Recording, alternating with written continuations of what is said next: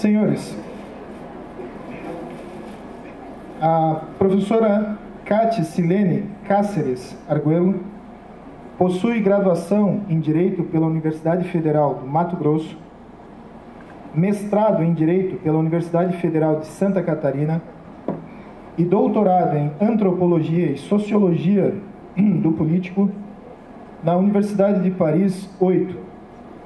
Atualmente é professora adjunta da Universidade Federal do Paraná, consultora ad hoc da Universidade Federal de Minas Gerais, consultora ad hoc da Coordenação de Aperfeiçoamento de Pessoal de Nível Superior e palestrante convidada do Instituto de Criminologia e Políticas Criminais, com sede em Curitiba, dirigido pelo nosso queridíssimo professor Juarez Cirino dos Santos.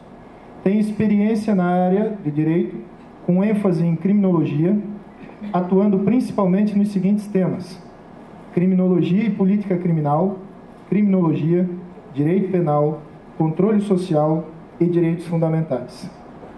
Além disso, me permite quebrar um pouco o protocolo, a professora Cátia nos deu a honra de ser a nossa orientadora no mestrado da Universidade Federal do Paraná e é a atual orientadora da professora Luana Gusso, que por questões de...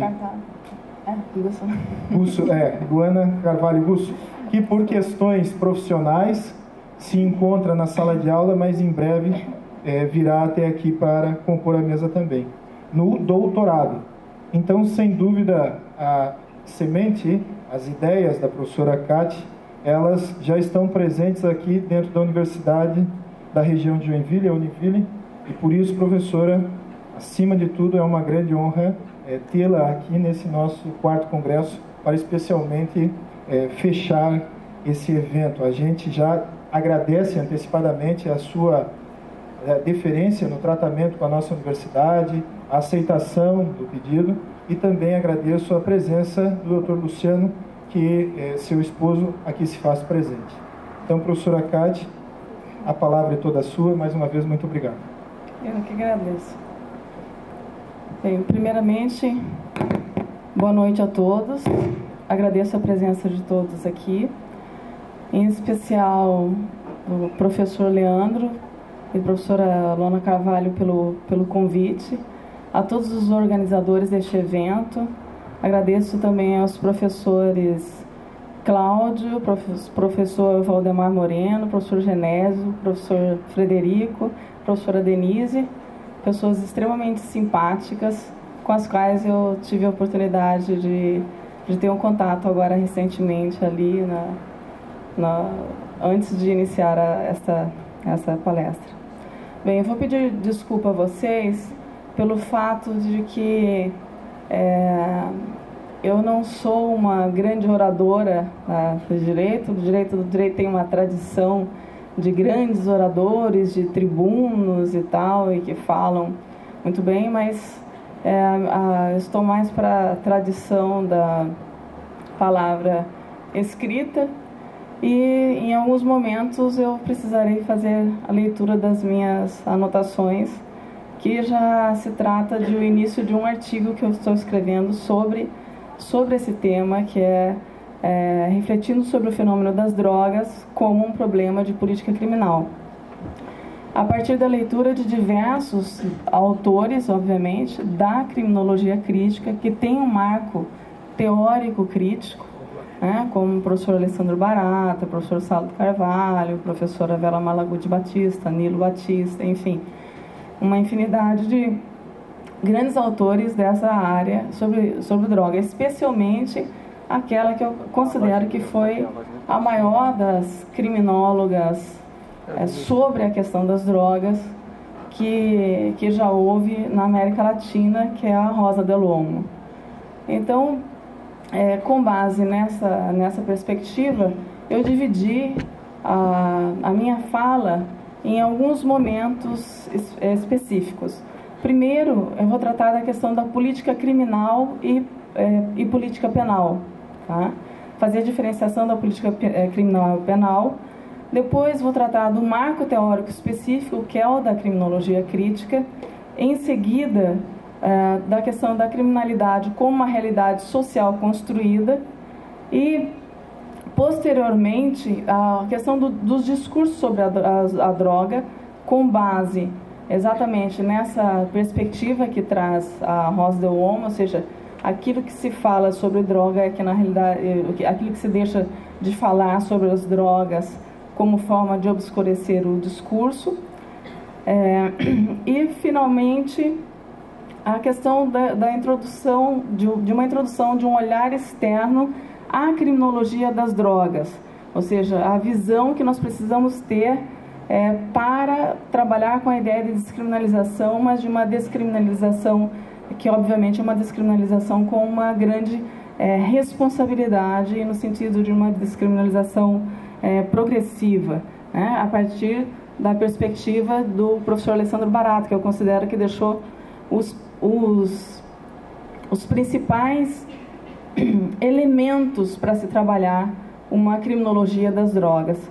E, ao final, na sequência, falar sobre a questão das drogas como uma metáfora bélica, né, que é o que está acontecendo hoje.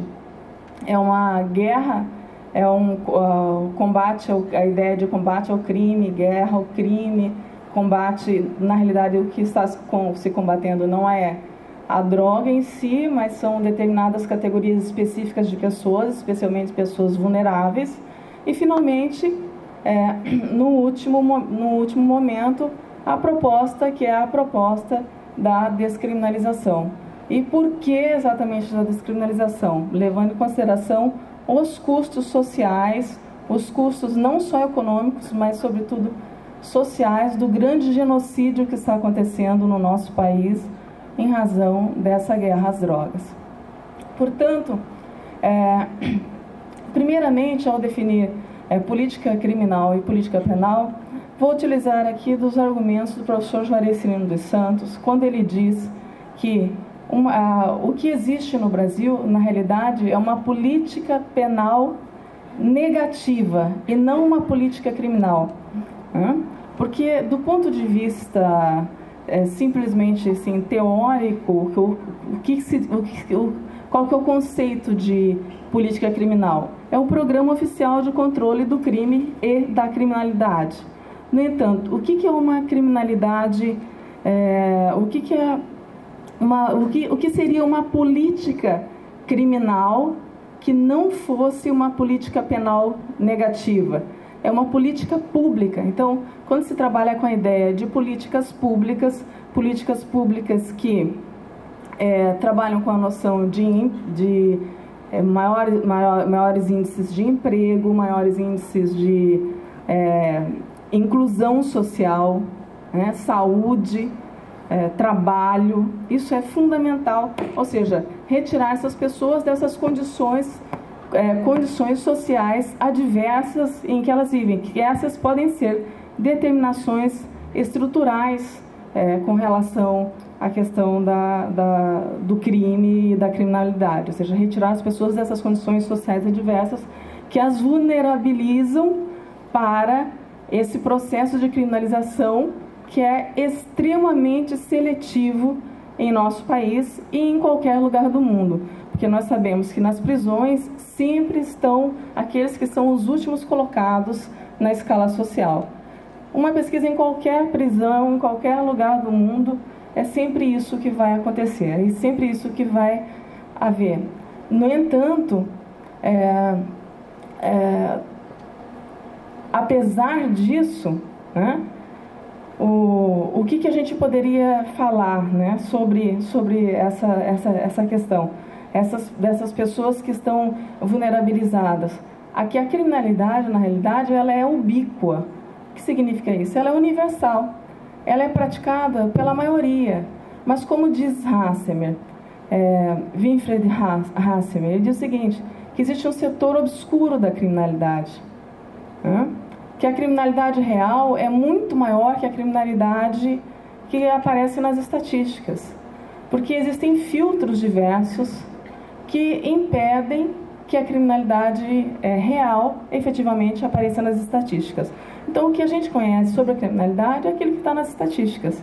Vocês vão lá nos dados do DEPEN, por exemplo, tem os dados, eu fiz a busca nos dados de junho de 2011, o professor Leandro estava me falando que agora tem novos dados, agora de dezembro, e nesses dados do DEPEN aparece o quê? Normalmente, criminalidade de natureza econômica, como furtos, especialmente furtos, roubos e tal, e tráfico de entorpecentes.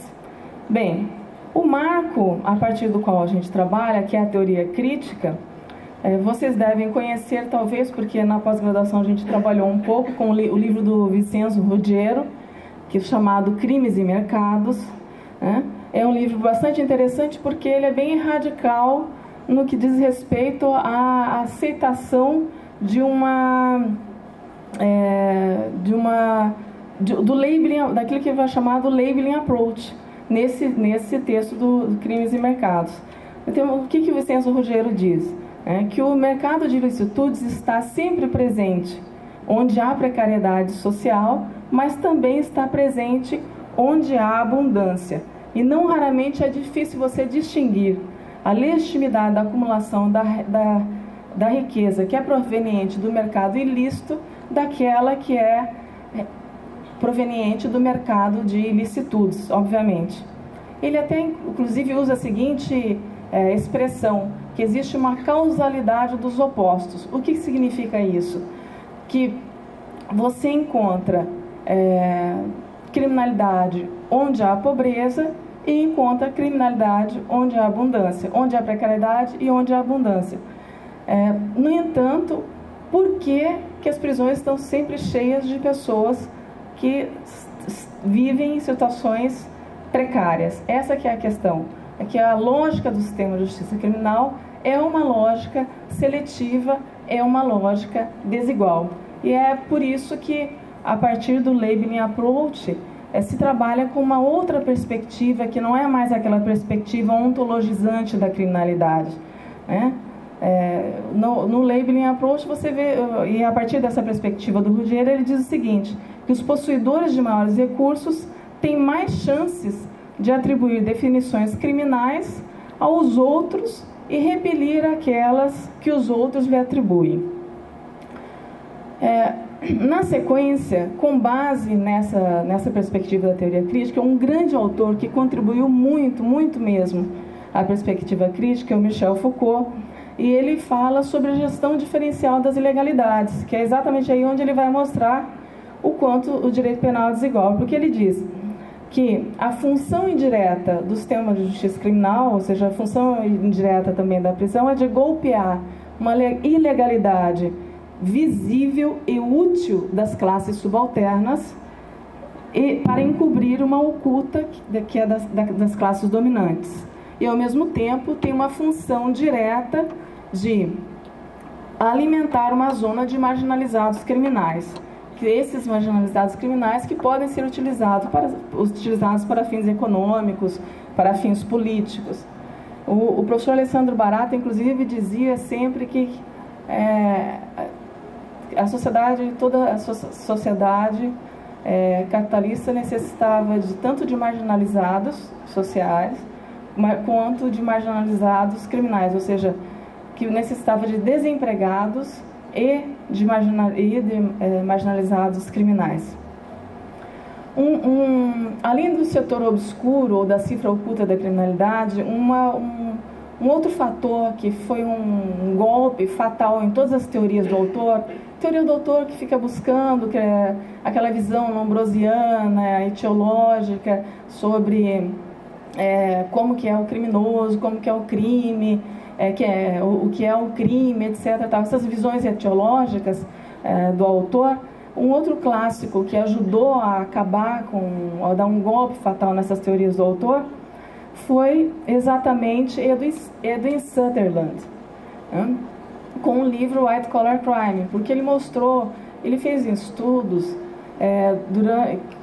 durante um período que é dos 50 anos anteriores à publicação do seu livro, que foi publicado em 1949 pela primeira vez, sobre 70 corporações corporações norte-americanas e casos de crimes praticados por executivos e reiteradamente. Para você ter uma ideia, o nível de reincidência era em torno de 97,1%. No entanto, apesar de um altíssimo índice de reincidência, apesar de serem condutas altamente nocivas a uma quantidade indeterminada de pessoas, essas condutas não eram consideradas criminais e geralmente não sequer passavam próximas à justiça criminal. E quando chegavam à justiça criminal, geralmente tinha uma outra saída. Isso tudo para mostrar o quê? O caráter desigual do direito penal, que foi o que o White Collar Crime conseguiu demonstrar. E que isso é uma coisa que nós não conseguimos mudar e pensar que a gente pode igualar, a todos com relação ao direito penal. A única coisa que a gente pode fazer é minimizar o direito penal, é reduzir o direito penal, para diminuir a injustiça desse sistema. A única alternativa é essa, porque do ponto de vista estrutural, a lógica de funcionamento dele é essa lógica de reprimir sempre os que são vulneráveis. Segundo Augusto Thompson, que é um autor também que eu acho muito interessante, infelizmente já falecido, e trabalha com uma visão bem próxima do labeling, sempre de forma radical com o labeling approach. Ele diz o seguinte, que há 4 fatores predominantes que levam à rotulação criminal. O primeiro é a maior visibilidade do ato. O segundo é a adequação do agente ao estereótipo do criminoso construído pela ideologia prevalente. O terceiro, a incapacidade de se valer de corrupção ou prevaricação dos órgãos encarregados de apurar delitos. E o quarto, vulnerabilidade quanto a ser submetido a violências e arbitrariedades.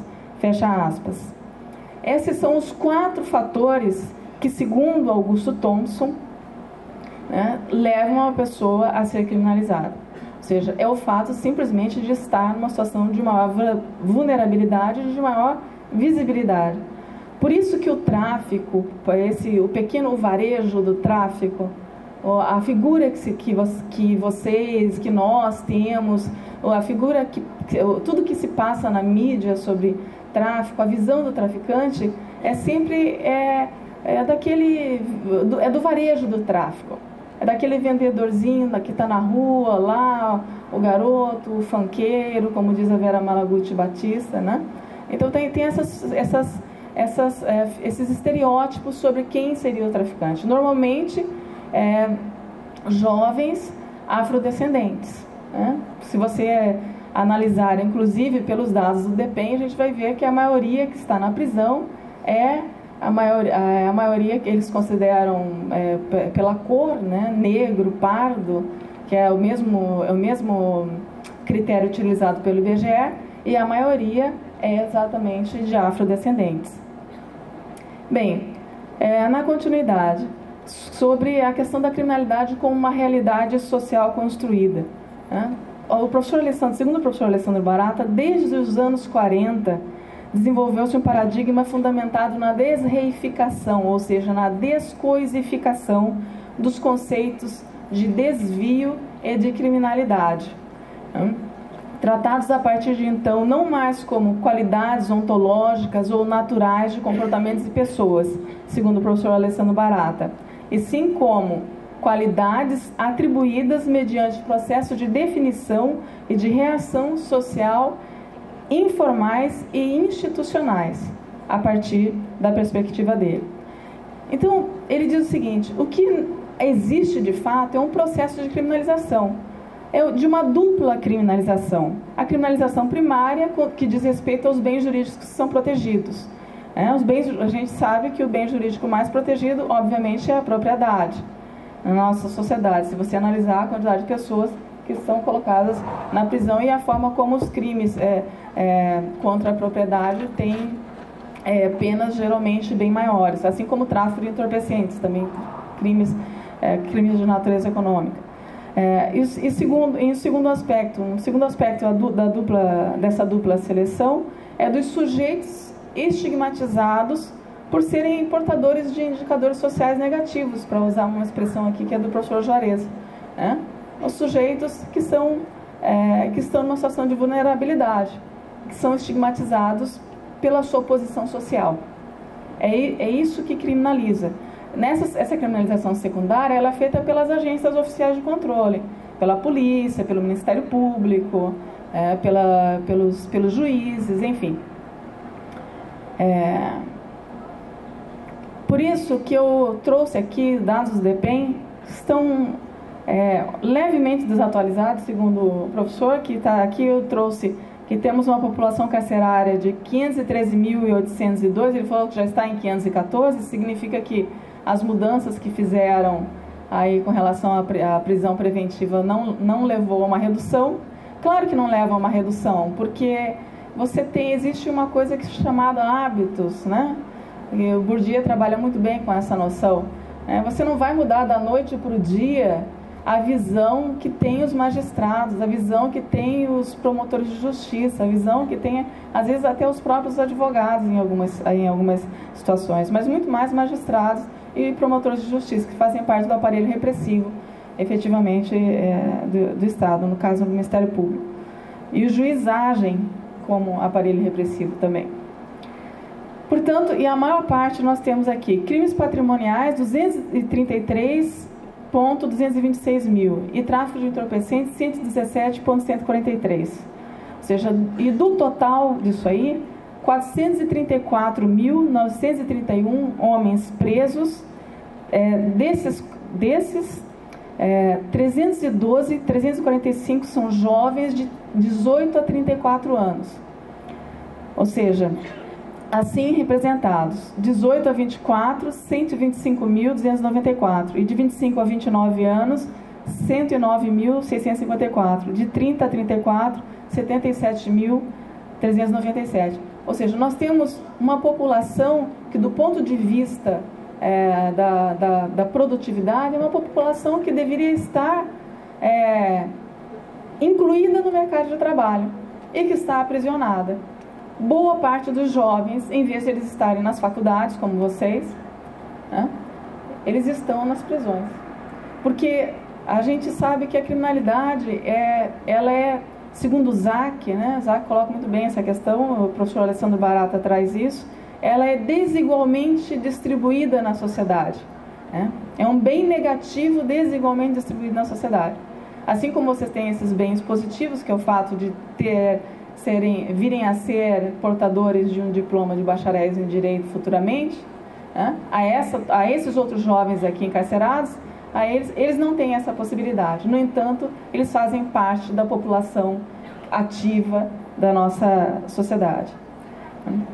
Conforme o professor Juarez Cirino dos Santos, a prisão produz reincidência, acentua a violência, a corrupção criminal, impede objetivamente a ascensão social do sujeito criminalizado, deforma sua autoimagem, dissolve seus vínculos familiares, laborais, afetivos, sociais, ou seja, estigmatiza de forma definitiva. Colocar alguém na prisão significa simplesmente retirar dele a possibilidade de reconstruir a sua biografia, de reconstruir a sua vida, de ter uma alternativa.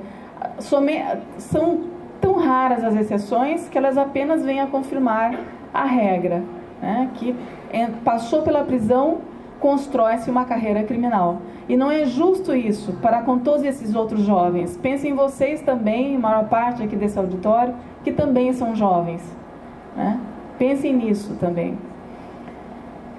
Portanto, agora, no segundo momento, eu gostaria de falar um pouco sobre a questão do discurso sobre as drogas, né? do discurso encobridor sobre as drogas. Na linguagem comum, segundo Rosa Del Olmo, droga é toda substância, abre aspas, toda substância capaz de alterar as condições psíquicas e às vezes físicas do ser humano, fecha aspas. Segundo a Secretaria Nacional Antidrogas no Brasil, né, abre aspas aqui, substâncias que produzem mudanças nas sensações, no grau de consciência e no estado emocional das pessoas, fecha aspas. Ou seja, crack, cocaína, heroína, LSD, mas também poderia entrar aí o álcool, o cigarro, né? Todas essas substâncias, elas causam alterações psíquicas, elas alteram as emoções. O café, o chocolate, segundo o professor Sebastian Scherer, também, até o chocolate já foi criminalizado, o café já foi criminalizado, ou seja, o álcool foi criminalizado na década de 20 nos Estados Unidos. E quando se criminalizou o álcool, o que aconteceu com a população? Você criou o crime organizado, que era a máfia. Você enriqueceu o Al Capone, você criou o Al Capone com a criminalização. Esse é o efeito da criminalização. Você cria a violência e o crime organizado. Portanto, segundo a Rosa de Olmo, a droga é um bode expiatório por excelência. Por excelência. Né? Não é possível realizar, segundo diz o Vicenzo Ruggiero, um conceito que seja científico sobre as drogas. Não existe uma definição científica sobre a droga, porque ela vai sempre se fundar numa avaliação política e moral. E olha que já foram muitos congressos e conferências e convenções internacionais tentando chegar a essa cientificidade, e todos chegam à conclusão única, que é uma avaliação política e moral, não é científica. E como que se criminaliza com base numa avaliação moral e política? Essa é uma questão. Ferrajoli faz toda uma crítica sobre isso, né, no livro Direito e Razão.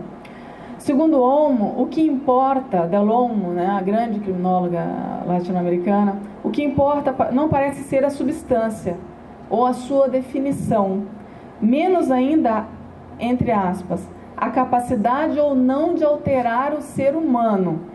O que importa, de fato, é o discurso sobre a droga. O que importa sobre as drogas é o discurso que se faz sobre ela. É muito interessante isso, porque é um discurso que tem uma estratégia interessante. Ele fala em droga, não fala em drogas, né? E dessa forma confunde, porque elas agrupam numa única categoria drogas que são proibidas e drogas que são permitidas, porque existem inúmeros fármacos que são proibidos e que são controlados pelo governo, né, que a indústria farmacêutica ganha muito bem com isso. Inclusive, na Rosa Olmo tem uma passagem no livro lá, Sociopolítica das Drogas, em que ela diz o seguinte, que quando criaram a metadona para tratar das pessoas que estavam viciadas em heroína, ela falou que, na realidade, a metadona causou uma dependência ainda maior do que a própria heroína tinha naquela época. Só que era... Oi? Virou, exatamente, se tornou uma das drogas sintéticas mais consumidas, aumentou o consumo, só que era permitida. Por quê? A indústria farmacêutica tinha um grande interesse sobre isso. Então nós temos que pensar que se existe um discurso, e que se existe um discurso que é político, qual o interesse político e qual o interesse econômico que está por trás desse discurso? É isso que a gente tem que desnudar quando existe um discurso. Então ela diz o seguinte, que esse mesmo discurso que existe sobre as drogas, que obscurece, é um discurso que vai aparecer no que diz respeito às características do ator, ou seja, o consumidor ou o traficante, vítima, vitimado, enfermo ou perverso, né? O estereótipo médico para os filhos de classe média, né? E o estereótipo de traficante para os moradores dos bairros pobres e das favelas. Então ela fala que mas, segundo Del Olmo, né, é sempre, abre aspas, útil para a manifestação do discurso que permita estabelecer a polaridade entre o bem e o mal, fecha aspas. Ou seja, ela fala que esse discurso que permite a polaridade entre o bem e o mal, ele gera um consenso social.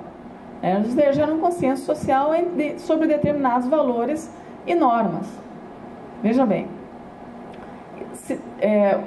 no final nós vamos colocar algumas questões aqui sobre a descriminalização, mostrando que não se trata de uma irresponsabilidade falar em descriminalizar, mas sim em racionalizar a própria atuação do Estado, né? Em racionalizar a própria atuação do Estado, em face dos graves danos que são causados com a criminalização. Inclusive para possibilitar ao dependente o tratamento e aquele que não é dependente jamais se tornar dependente ou não se tornar consumidor, né? Essa é a grande questão. Essa é a grande questão. Efeitos, consequências preventivas acerca da droga. Então, ou afirma que cada droga corresponde a uma ideologia, como, por exemplo, a cannabis e o psicodélico correspondem à ideologia contemplativa. Né? Mas vocês sabem que na década, se não me engano, na década de 50, a cannabis, ou marihuana, ou maconha, ela foi considerada uma erva assassina. Era considerada como erva assassina, porque ela era consumida normalmente pelos imigrantes porto-riquenhos e tal, nos Estados Unidos. Então ela tinha um estereótipo, na realidade, daqueles que a consumiam. No entanto, teve uma época em que houve estímulo nos Estados Unidos pelo consumo da cocaína, porque era considerada uma droga dos yuppies, ou seja, dos executivos e tal, que era uma droga compatível com o modus vivendi norte-americano. Então os estereótipos variam em países, em situações, em momentos históricos diferentes.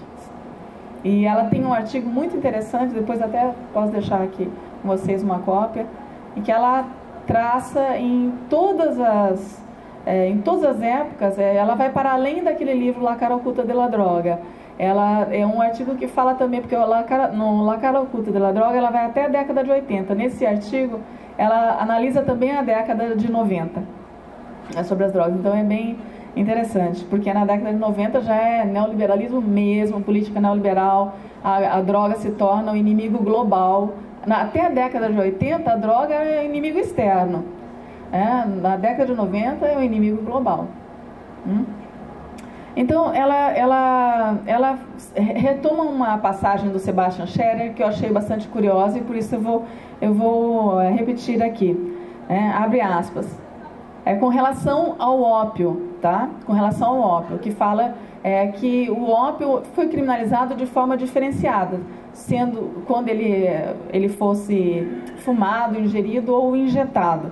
E ela diz o seguinte, abre aspas, Sebastian Scherer: o tipo menos perigoso de consumo em termos de saúde, isto é, fumá-lo, foi rapidamente sujeito à criminalização, enquanto que o mais perigoso, que é injetar-se, a heroína, foi o último a ser definido publicamente como um problema social.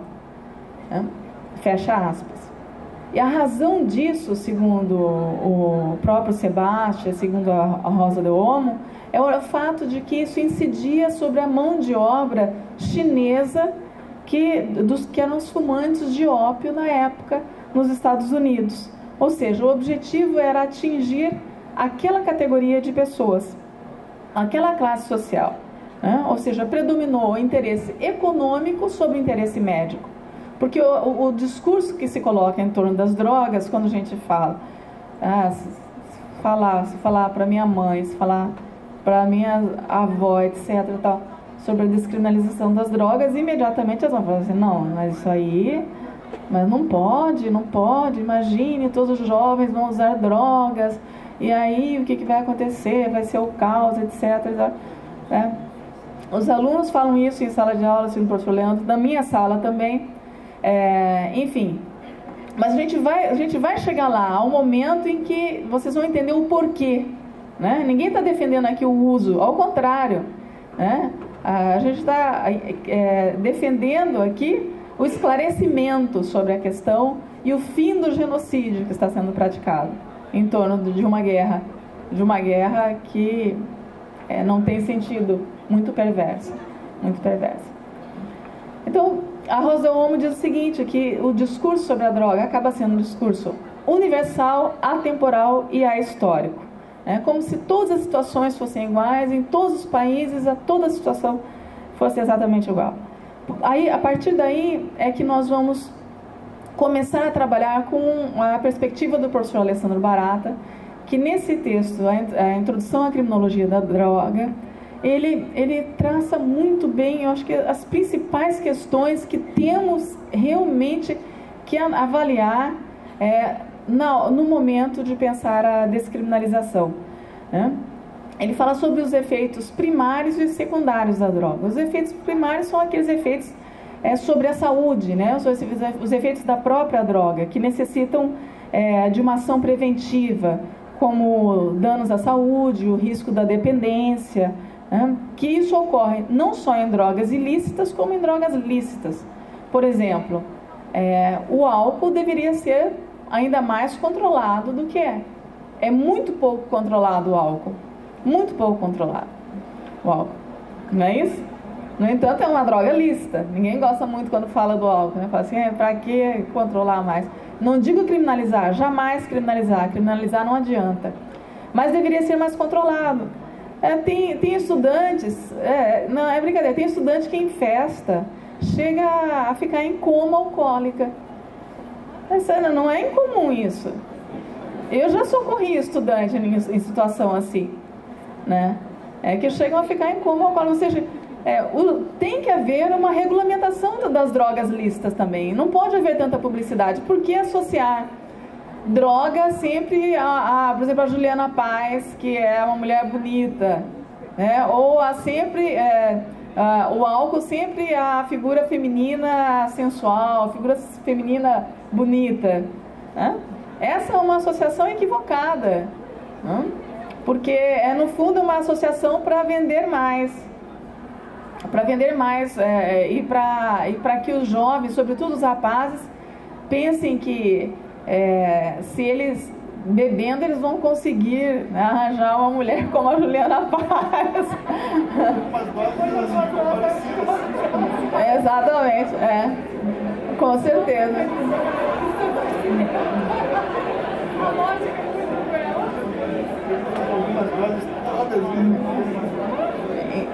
Em alguns casos, gente, isso realmente acontece, né?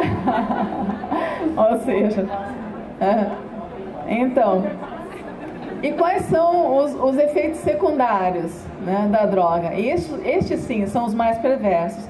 Os efeitos secundários com os quais o Barata trabalha são o seguinte: os custos sociais da criminalização e a reação social informal em relação ao consumidor, né? E ele faz uma divisão que depois também o Saulo de Carvalho vai fazer também essa mesma divisão no livro dele, né? E trabalha de um modo um pouco diferenciado, mas é a exata divisão que o professor Alessandro Barata faz também, que é a seguinte, né? A consumidor, o que ocorre com o consumidor, o que acontece no seu entorno social, o que acontece no sistema de justiça criminal, ou seja, né, na justiça, quais são os sistemas alternativos de controle à drogadição, quais os efeitos, né, sobre os sistemas alternativos, que seria a terapêutica, a assistência, a educação, que também tem um custo negativo, né, tem um ônus para esse tipo de coisa. Quando há criminalização, é mais difícil haver o esclarecimento, haver a educação. E, por fim, os efeitos sobre o mercado da droga, né? Isso é bastante interessante. E aí é que a gente vai entrar na questão da guerra às drogas, etc. Tá? Com relação ao consumidor, qual o efeito nocivo da criminalização? Primeiro, a estigmatização. Ou seja, você coloca um rótulo, aquele lá consome drogas. Então, se consome drogas, necessariamente é dependente. Errado. Há pessoas que consomem drogas. Mas, escuta, todo mundo que toma álcool é alcoólatra? Não. Mas existem alcoólatras. Existem pessoas que têm a dependência química e que precisam de tratamento, precisam de ajuda, não precisam ser criminalizadas. Da mesma forma, há pessoas que consomem drogas e não necessariamente são dependentes. Mas é claro que há pessoas que consomem drogas e se tornam dependentes. Mas o principal fator que pode levar uma pessoa à dependência, pesquisas já mostraram isso, traz o professor Alessandro Brado nesse texto, é exatamente o que torna um adicto ou um dependente, que é a maior probabilidade dele se tornar um dependente, é o fato dele ter sido pego pela polícia. Ou seja, porque ele leva um rótulo criminal. Agora, o usuário, né, ou traficante, dependendo também da classe social, não só da quantidade da droga e outros fatores, da vestimenta, etc. Todos os estereótipos.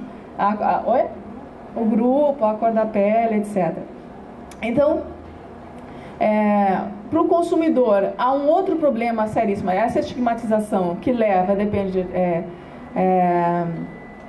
dependendo das condições em que ele consome, leva ao quê? A consumir uma droga de uma qualidade que leva a um prejuízo muito maior à saúde, né? As condições de higiene que levam a doenças, inclusive hepatite, HIV, né?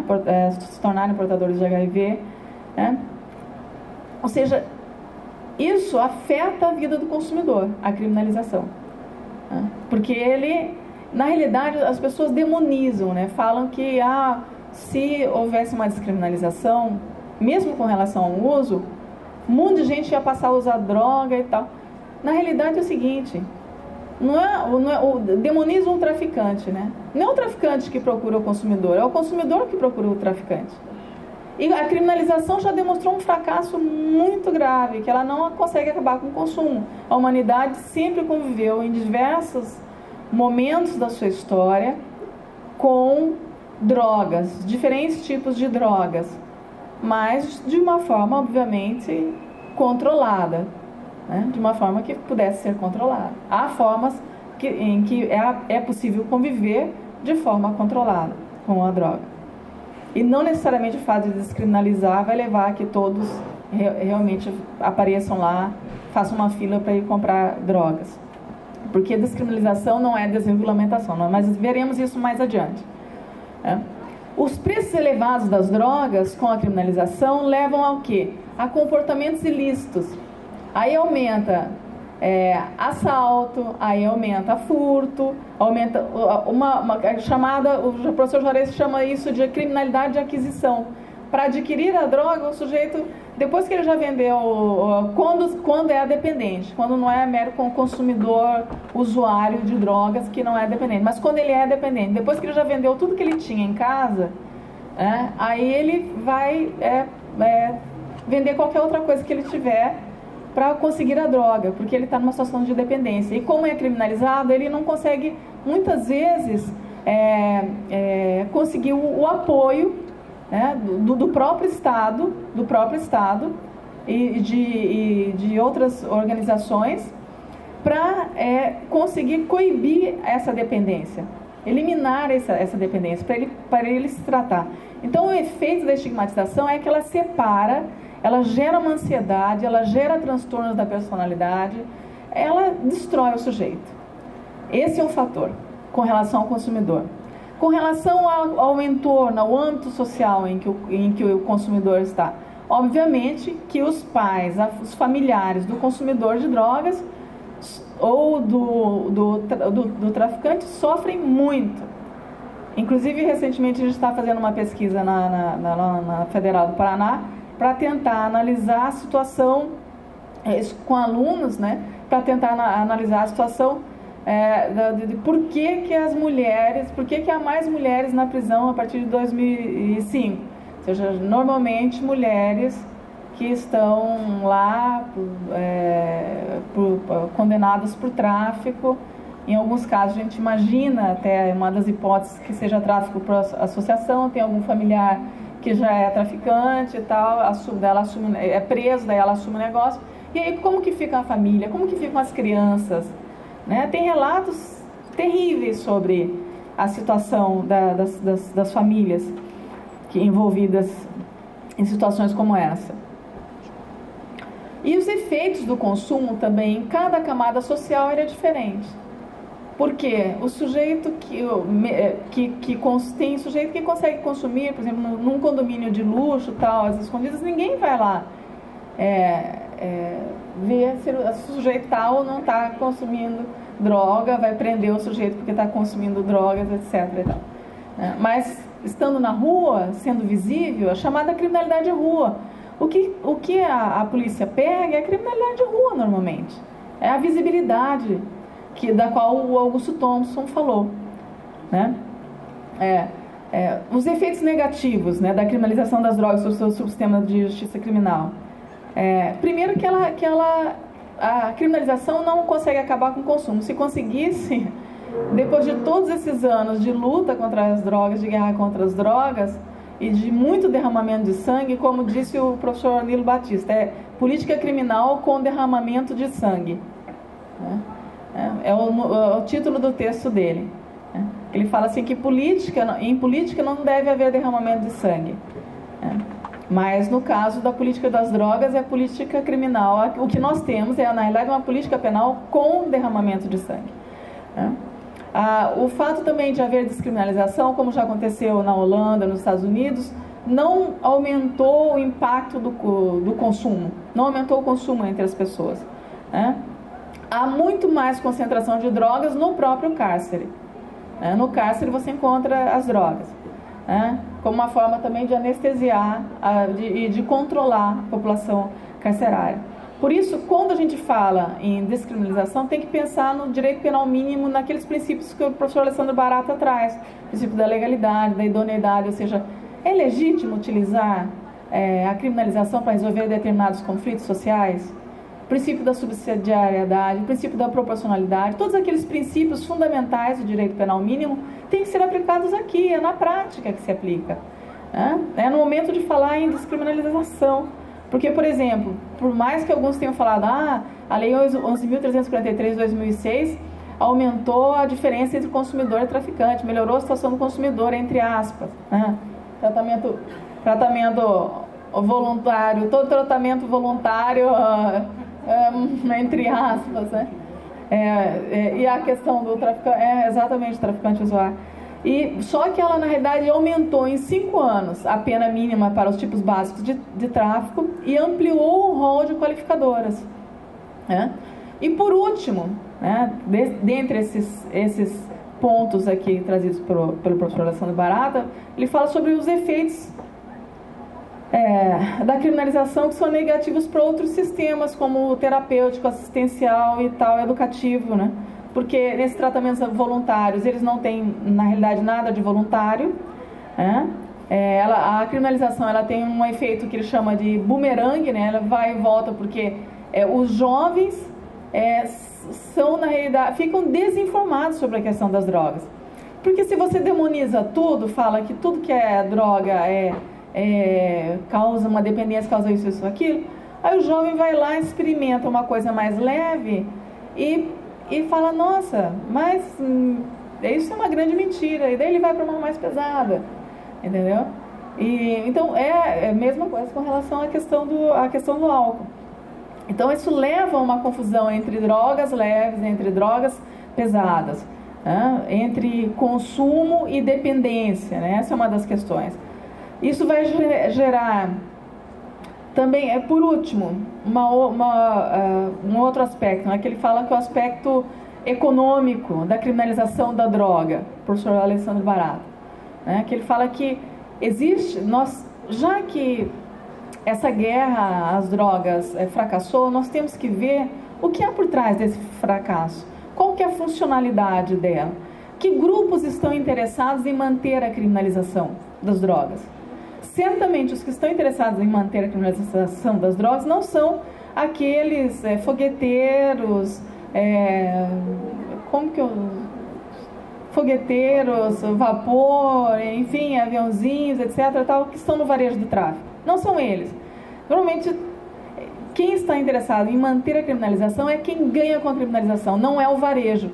Aqueles lá são os pobres coitados que são repositório, que são seres humanos descartáveis, que muito cedo morrem nessa guerra às drogas. são seres humanos descartáveis, instrumentalizados para a manutenção de uma relação econômica, capitalista, entre mercado legal e ilegal, porque é isso que funciona, né? O aumento, o professor Alessandro Barata fala que a criminalização faz aumentar o valor da droga em até 1000 vezes, né? O aumento da substância proibida. Quem é que lucra com isso? Né? A questão do tempo. Quem é que lucra com isso? Certamente não são aqueles que não sabem lidar nem com a bolsa de valores. Tem um livro do Pierre Salama que ele mostra o quanto esse mercado de ilicitudes é fundamental na economia geral. É um livro sobre a questão econômica e trabalho. Então, mostrando que toda a sociedade tem um mercado de licitudes e ilicitudes, e muitas vezes nós não sabemos distinguir a legitimidade daquilo que é considerado lícito, que é o que o Vicenzo Ruggiero traz muito bem. O professor Pavarini, quando ele esteve aqui, ele falou... só tem 5 minutos? Vixe, Maria. E tinha tanta coisa ainda para falar, mas enfim. Mas eu vou tentar terminar em 5 minutos. Na realidade, não vai ser possível. Mas, enfim, o professor... Eu vou ter que pular. O professor Alessandro Pavarini, ele falou o seguinte, que a máfia, que os filhos dos mafiosos, né, que é a única situação que você pode falar efetivamente de criminalidade organizada, geralmente eles não querem saber ou já tem outro tipo de atividade legal, são donos de hotéis, disso, daquilo, que não tem mais nada a ver com relação de cassinos, etc. Tal, que não tem mais nada a ver, nenhuma relação mais com aquilo. Enfim, eu ia falar sobre a política criminal dividindo no período sanitário e período bélico, né, a partir do Nilo Batista. Vou pular um pouco isso para tentar finalizar, mas dizendo o seguinte, que, sobretudo nos últimos anos, as políticas mais presentes que nós temos no que diz respeito à política penal negativa, a política de tolerância zero e direito penal do inimigo, né? E o tráfico de drogas é muito utilizado para isso, porque o tráfico de drogas virou o verdadeiro inimigo interno. E, desde a década de 90, ele é o inimigo global. Em todos os países criminaliza. Mas a grande questão que está por trás disso, e aí os professores podem depois discutir com os alunos em sala de aula, a grande questão que está por trás disso, não é acabar com as drogas, não é acabar com o tráfico de drogas, é acabar com determinadas categorias de pessoas que são consideradas previamente perigosas, porque estão numa situação de marginalidade social extrema, né? O professor Pavarini fala que nas sociedades onde houve inclusão na Europa, ele fala, a inclusão total, quem é da sociologia sabe que nunca existiu em sociedade alguma, né? Nunca existiu inclusão total.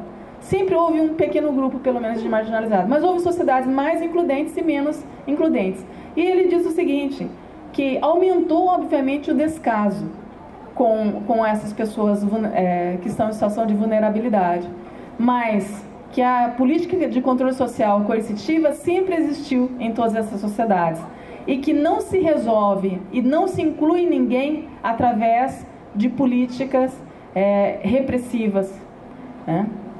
E também não é através da guerra que você resolve o problema da exclusão social. Eu queria só passar um dado aqui e um aspecto que é com relação aos critérios da descriminalização, só para que os alunos não ficassem sem essa... Porque o principal objetivo era falar por que a descriminalização, né? Então, se eu segurar mais 5 minutinhos, eu consigo finalizar. É possível? Então, o que acontece hoje com essa, que eles chamam de filicídio ou genocídio, é a necropolítica, o Belchior e Alves chamam isso de necropolítica racial brasileira. Eles dizem o seguinte, que houve um estudo da Unicef, de diversos órgãos, da Secretaria Especial de Direitos Humanos, do Observatório de Favelas, enfim, de que existe em torno, eles previam que entre 2006 e 2012, por conta dessas coisas todas que estão acontecendo aí, UPPs e outras coisas mais por conta das Olimpíadas, Copa do Mundo, etc. Enfim, que iam morrer em torno de 400 mil jovens por mês. 400 jovens por mês, desculpa, não 400 mil, desculpa. 400 jovens por mês, normalmente afrodescendentes, porque geralmente os jovens afrodescendentes morrem 3 vezes mais do que os jovens brancos. Então ele falou o seguinte, que ele fez uma alusão, uma metáfora, é como se todo dia caísse, como se a cada mês caíssem 2 aviões Airbus lotados de jovens de até 18 anos, e isso não é levado em consideração como o custo da política repressiva às drogas. O que eu quero dizer, só para finalizar, então, é que a política de descriminalização não significa política de desregulamentação. Voltando aqui ao professor Alessandro Barata, esses temas são temas que ele trata, né? Que é muito melhor você ter uma intervenção adequada, que seja educativa, terapêutica, assistencial, e que você pode manter uma grande regulamentação através de controle fiscal, controle tributário, controle através de sanções administrativas, controle da qualidade do produto que vai ser utilizado. Recentemente falaram que o problema do crack, o maior problema do crack é a baixíssima qualidade dele. Se não fosse a baixíssima qualidade, não haveria um grau de dependência tão elevado, um dano tão elevado como ele tem. Então, a descriminalização levaria a um maior controle de qualidade, a proibição de subministrá-la a menores e a pessoas dependentes, controle sobre o uso de meios de transportes, proibição de publicidade de todas as drogas, inclusive das drogas lícitas, como o álcool. Deveria ser proibida a publicidade. O controle administrativo e fiscal de toda atividade produtiva, comercial, relacionada à droga, fazer com que nas relações internacionais se tornassem relações entre iguais. Essas são propostas do professor Alessandro Barata há muito tempo e que mereciam efetivamente ser discutidas em todas as esferas e que são deixadas de lado. Ele falou assim, por quê? Você tem que evitar os danos maiores. Toda política tem que ser uma política de redução de danos. O professor Saulo de Carvalho fala isso. Temos que trabalhar com políticas que sejam de redução de danos, levando em consideração os direitos fundamentais daquelas pessoas que são afetadas efetivamente pela drogadição, que são, no caso, os dependentes. Que a única razão disso teria que ser a questão da saúde. Mas, gente, saúde pública é uma transcendência se você pensar no genocídio que está sendo praticado diariamente por aí. Então, para finalizar, a frase do Alessandro Barata abre aspas, Segundo Alessandro Barata, se a drogadição é também uma tentativa de escapar das angústias da realidade, deveríamos tentar construir uma sociedade que fosse mais humana, mais justa, que não produzisse a demanda de iludir-se, mas sim a de viver, ou seja, a demanda de viver essa sociedade. E para isso nós temos que construir uma sociedade mais justa. É isso que eu queria falar para vocês. Infelizmente tive que pular algumas partes, mas o recado está dado e ficam as referências para os professores. Muito obrigada a vocês todos, a paciência.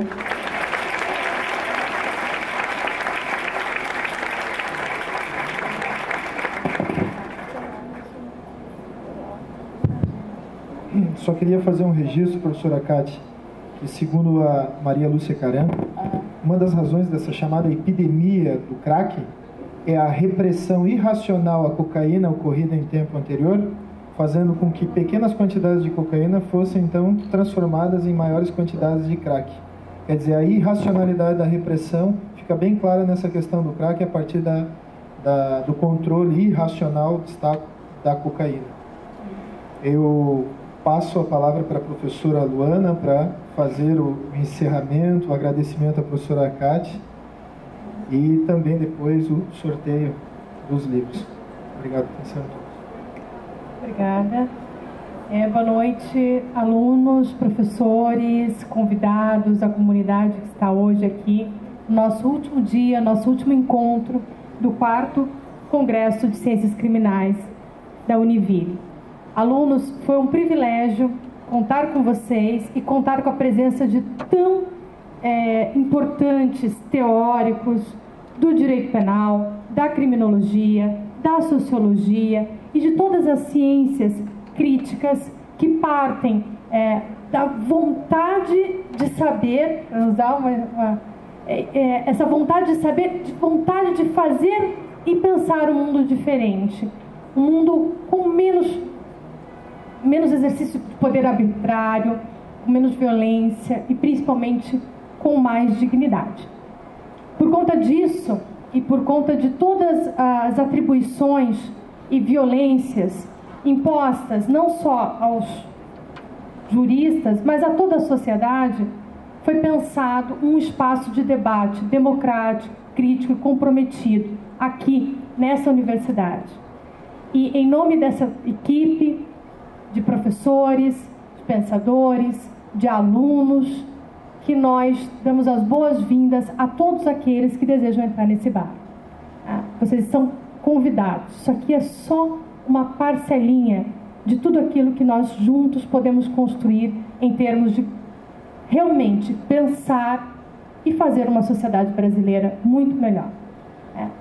Eu agradeço imensamente, Kati, a sua visita, a sua fala. Eu sou muito suspeita para fazer isso. A Kati é a minha orientadora, minha professora durante há muitos e muitos anos, não tantos assim, mas é minha professora. Com ela, eu estava comentando com os meus alunos, olha, vocês precisam escutar a responsável por eu falar tantas coisas em sala de aula.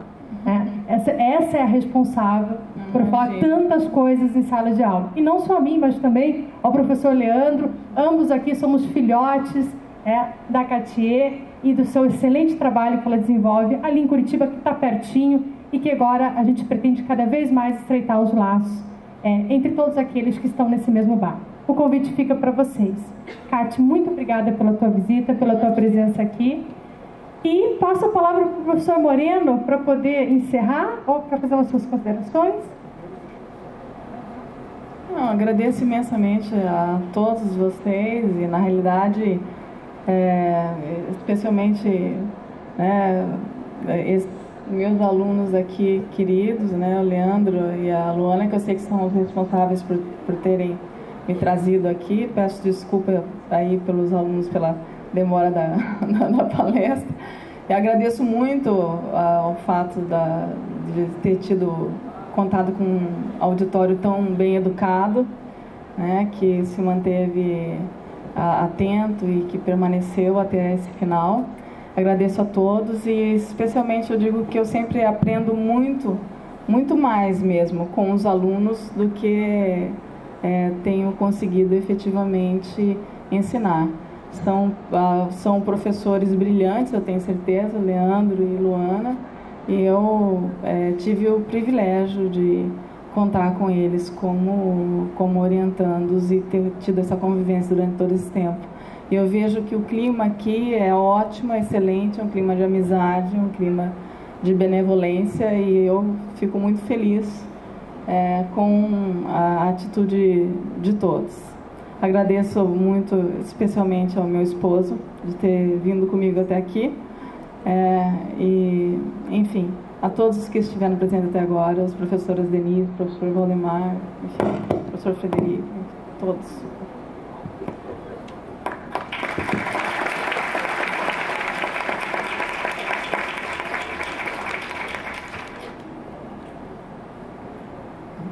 Na qualidade, então, de coordenador do 4º Congresso de Ciências Criminais, nós vamos fazer o encerramento antes,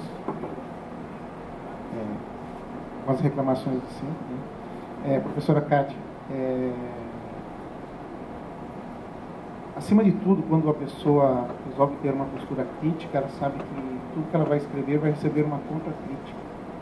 E o mais interessante é que as pessoas, quando fazem menção aos seus escritos, as críticas são desprovidas de conteúdos, que nos deixa assim bem, achamos interessante essa situação. Então fica aí um pedido que a senhora retorne mais vezes aqui e nos dê o prazer de poder conhecer melhor os ensinamentos que nós tentamos repassar para os nossos alunos no dia a dia na sala de aula, mas que nós sabemos da complexidade desse fenômeno criminologia, que tem todas as suas vertentes. Agradecer ao seu marido pela paciência ter acompanhado aqui. Esperamos poder proporcionar um acolhimento razoável na nossa cidade de Joinville. Como eu costumo dizer, o nosso congresso é um congresso pequeno frente ao universo grandioso que nós vemos por aí. Nós lutamos nesses 4 dias para poder proporcionar a vocês palestras de qualidade, de um nível elevadíssimo. Nós começamos na segunda-feira primorosa com o professor Hamilton, com o professor Pedro Bodet. Passamos na terça-feira pelo professor Fernando, que veio da Argentina, o professor Silvio Lourenço, da Universidade Federal, que também nos agraciou com uma palestra pontual.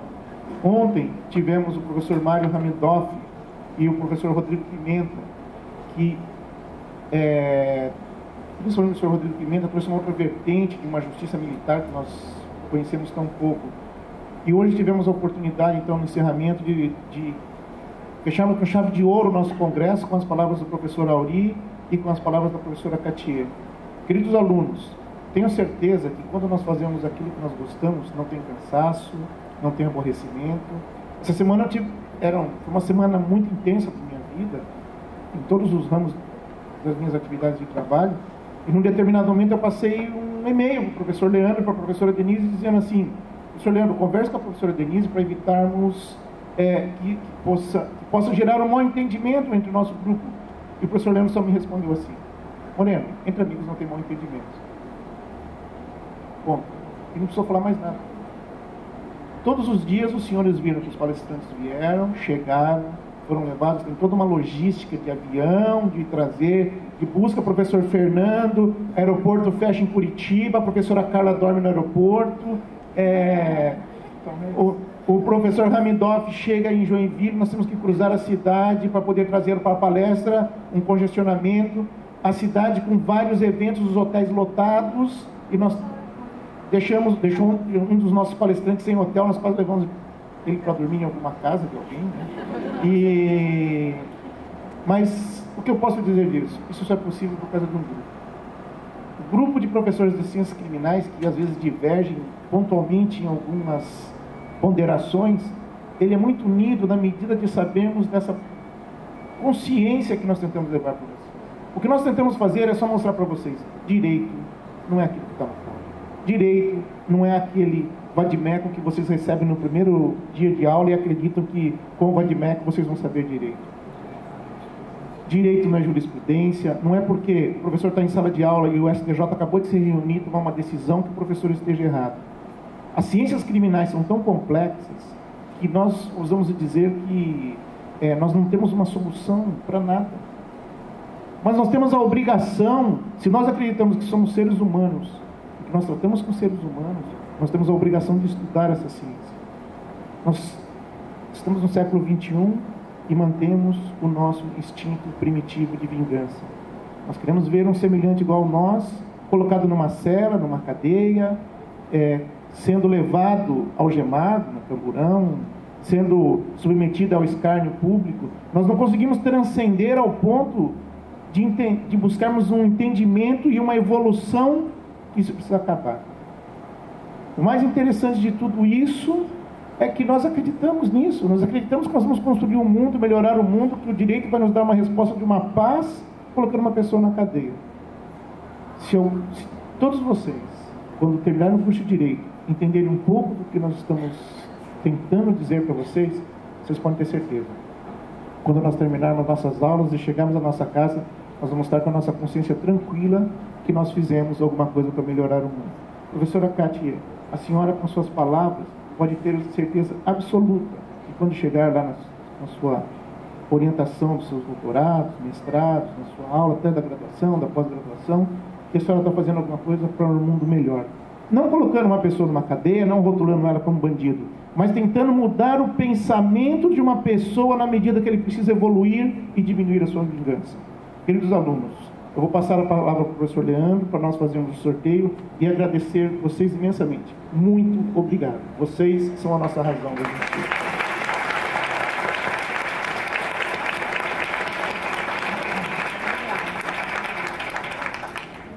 Professora Kátia, por gentileza, diga um número de 1 a 60.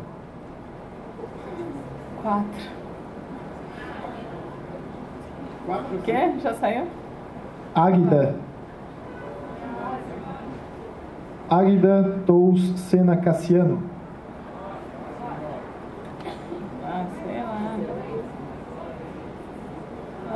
Sei lá. Número 7. Alex de Campos.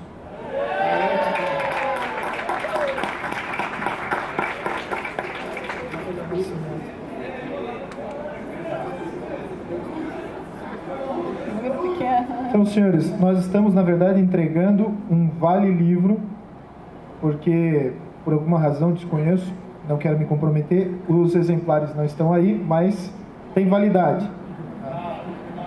Se não cumprirem com a palavra, a gente vai na Polícia Federal e resolve. Por favor, professor, é o número de 61 a 120.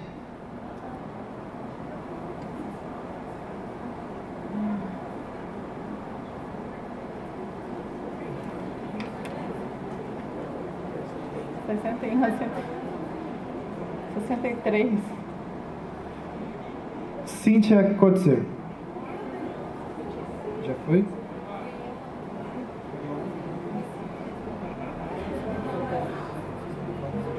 Então, 64. Cláudia Kipper. 65. Cleverson Vaz Machado.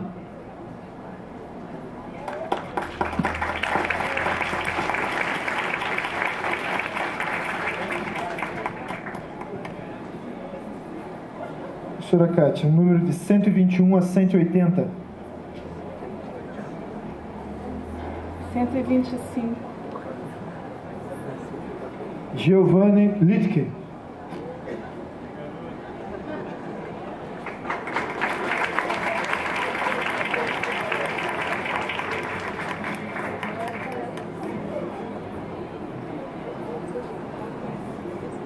181, professora A 240.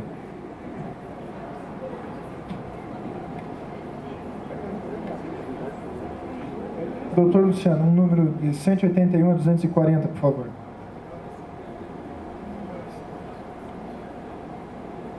Natália Ferrari Tino.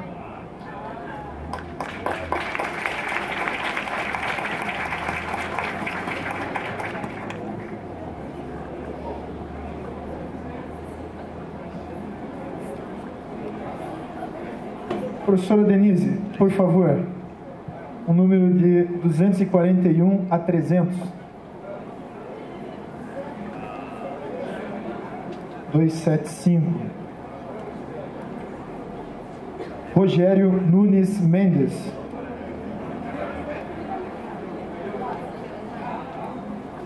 Roque Ademar Oliveira.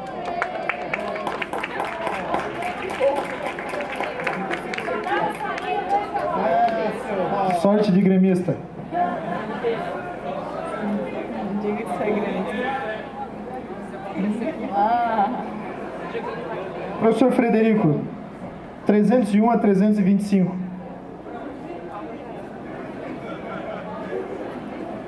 A 325. 320. Iago Edmar Pereira.